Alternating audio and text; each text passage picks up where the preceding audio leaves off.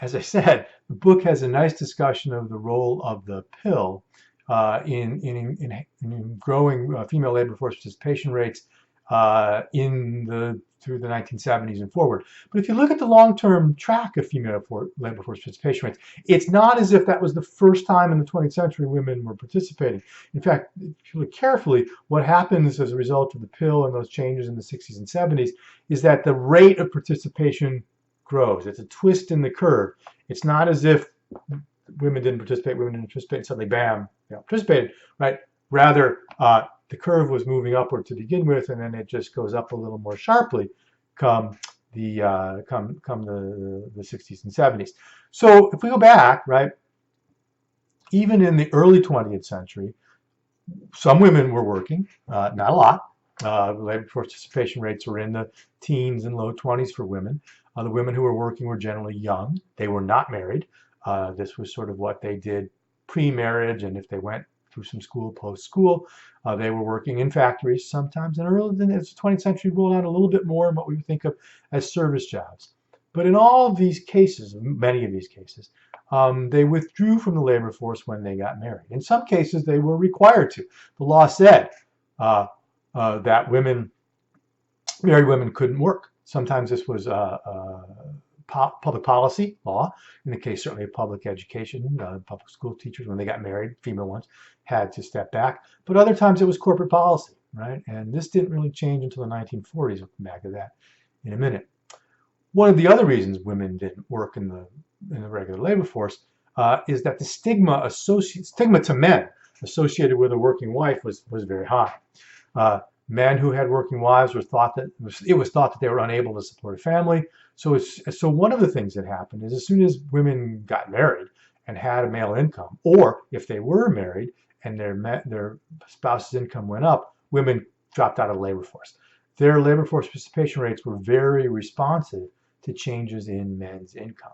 They were not responsive particularly to changes in women's wages. Wages weren't that important, right? What was happening was that again, single women obviously needed the money, but once they got married, it was work, maybe not. It began to change though as the 20th century rolled on for a number of reasons.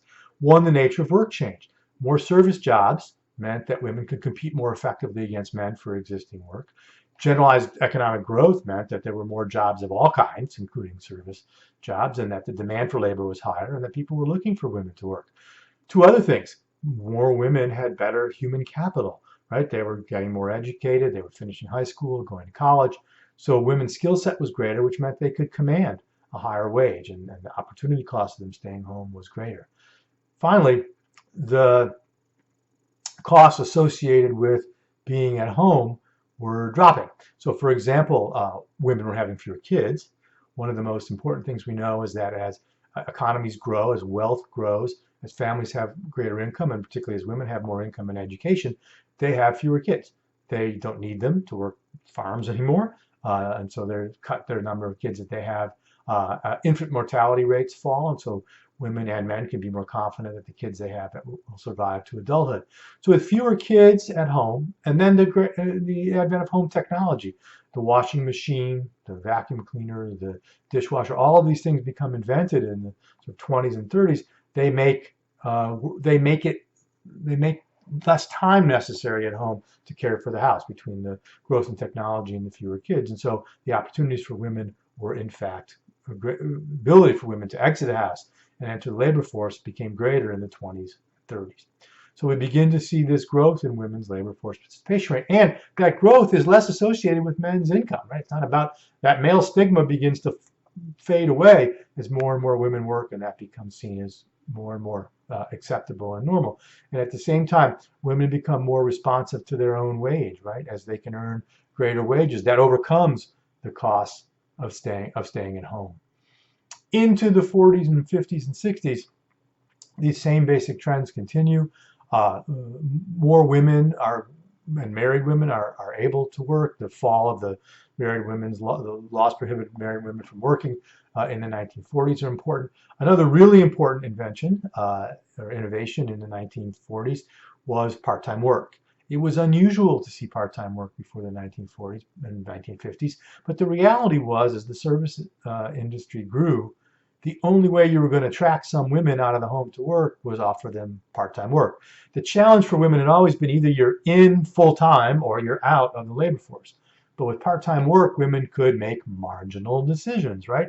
The dimmer. They could adjust between the number of hours a week that they work. Firms recognize this, needing to have more labor and willing and interested in attracting women into those service jobs. They began to offer part-time work as an option.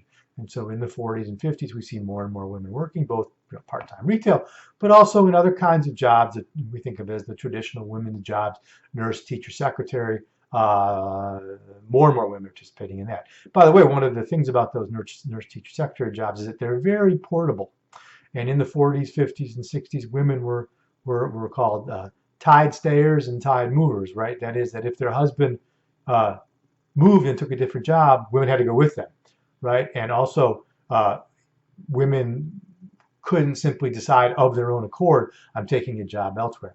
So they were stuck wherever their husbands were, and those sort of teacher, nurse, secretary type jobs were that skill set, and those jobs were in demand almost anywhere they went.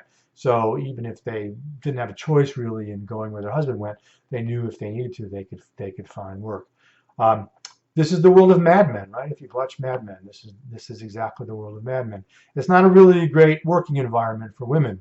And one of the interesting things about the revolution in women's work in the 60s and 70s is the story you often hear, right? Is that sort of feminism caused this change in women's labor force participation rate. And sort of before feminism, women didn't really work outside the home. Feminism comes along as zam, women start working. As we've seen, that's not true. The rise in women's labor force participation rates were much more gradual than that, even up before the 60s and 70s.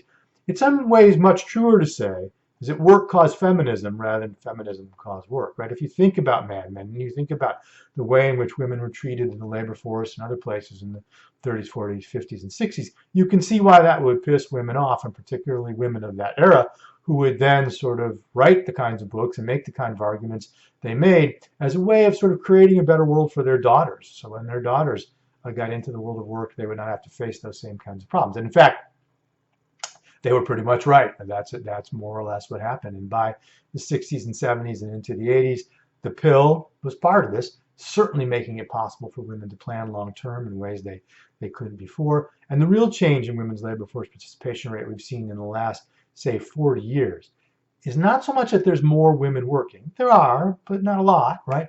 But that their attitude, their vision of work is different. Work for women is now part of their identity. They incorporate it into their long-term thinking, right? It's the difference between a career and a job. If you'd asked a woman about sort of who she was, back in the 30s, 40s, 50s, right, it would have been about marriage and family. And now we ask women the same question we ask men when we meet them. What do you do for a living, right? And for women, that's become an important part of their identity. Again, long-term decisions, and in particular now, men and women much more likely to have joint decision-making over their mutual work.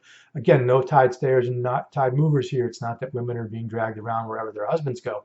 They're negotiating with their husbands or with their wives, right, about who will work and how much and where, and particularly if they have children, over how kids will be cared for. These are all processes of negotiation that take place in every family and every household that are different from place to place depending on the idiosyncratic features of their relationships and families and so on.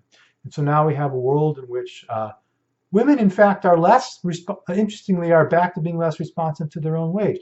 Their own wage doesn't matter so much for their labor force participation because work is about who they are and their identity. In fact, there's some evidence that women are more willing to take lower paying jobs than men if they think those jobs are meaningful in ways that men don't. So again, all kinds of interesting stuff here to explore. And as Cowan and Tabarrok say in the textbook, these kinds of questions are on the cutting edge of economics, which make economics cool. And I find these particular sort of labor force participation questions fascinating because they're sort of both macroeconomics and microeconomics at the same time. They let us talk about issues like inequality and the gender wage gap that are really interesting to people. And they let us explore how economic matters for different demographic subgroups. Again, you can talk about many of these same issues by race, by gender, by age groups, by all kinds of things, right? So again, fascinating stuff here. Understanding unemployment, understanding basic supply and demand. There's a few concepts that we didn't talk about here. If you take in 201, you might have talked about elasticity and all these sorts of things that are really important. So again, I hope that this expansion of what's in the textbook you find really, really useful for thinking about the issues in this chapter.